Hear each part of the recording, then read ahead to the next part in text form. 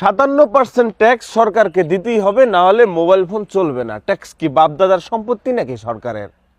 হ্যাঁ, উপদেষ্টার বাপদাদার সম্পত্তি নাকি ট্যাক্স?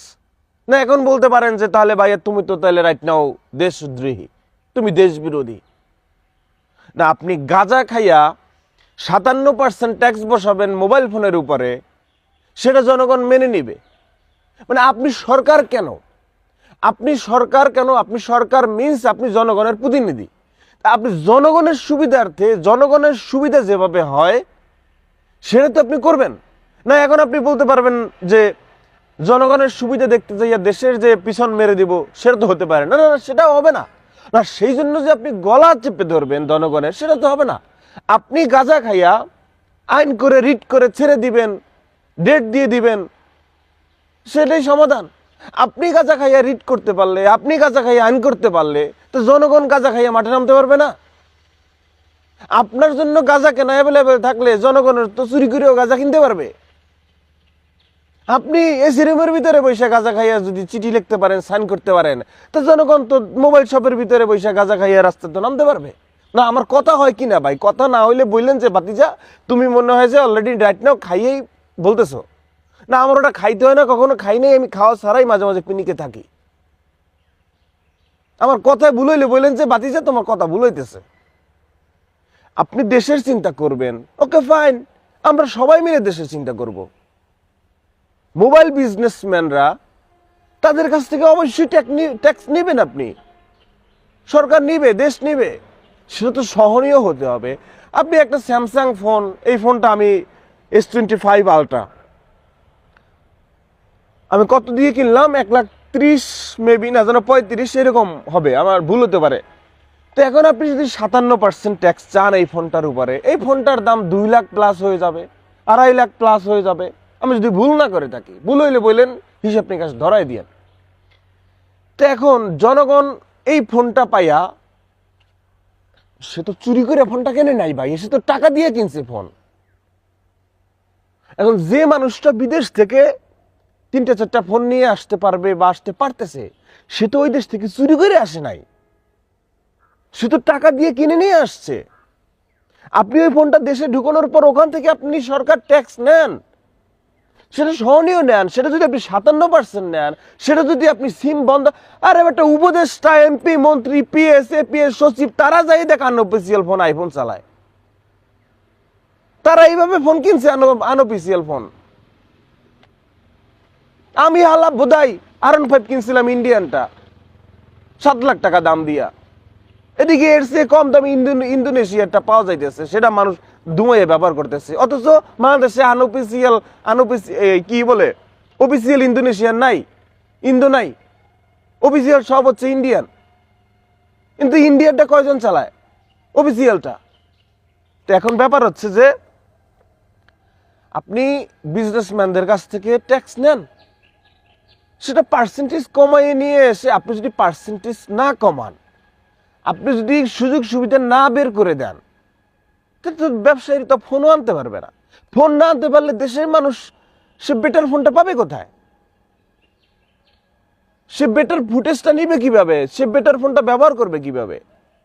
আপনি একটা আইফোনের দাম এখন 2,20,000 17 প্রো ম্যাক্স, সেটা যদি মনে করেন যে 3 লাখ, 3.5 লাখ, 4 লাখ টাকা হয়ে যায়, কোন জমিদারের পুঁতে আছে যে ফোন নিবে? হ্যাঁ, নিতে পারবে, এরকম কয়েকটা মাল ঘর আছে, কয়েকজনে নিবে।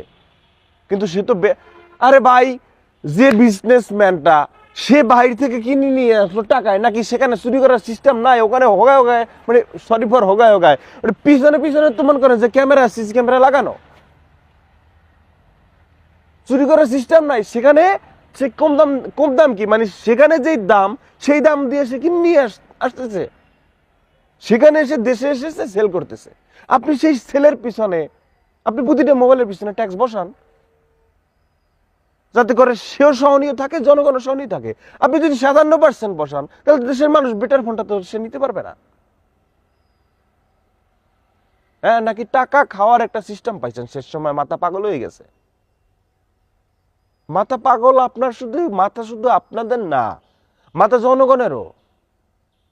ভাইয়া কথা ওই একটাই, আপনি গাঁজা খাইয়া রিড করতে পারলে, আপনি গাঁজা খাইয়া চিঠিতে সাইন করতে পারলে, আপনি গাঁজা খাইয়া আইনের উপর আপনার হচ্ছে কি ক্ষমতা আছে, পাওয়ার আছে, সিল মারতে পারলে, পাবলিশ করতে পারলে, জনগণ গাঁজা খাইয়া রাস্তায় নামার স্কোপ আছে। হ্যাঁ, হাসিনা শুধু কি বলছিল, মুক্তিযোদ্ধার নাতিপুতিরে পাবে না তো রাজাকারের নাতিপুতিরে পাবে। ওই এক স্লোগানে কিন্তু হাসিনা, এক ছাগল কাণ্ডে কিন্তু হাসিনার কোথায়, স্বামীর দেশে। এখন পলিটিক্স ওইদিকে, এই টপিক্সের ভিতরে ওইদিকে যাব না।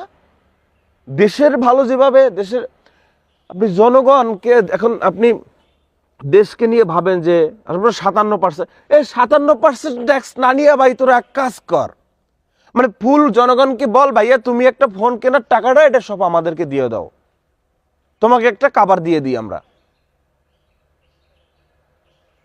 আলা গাঁজাখোর, আপনি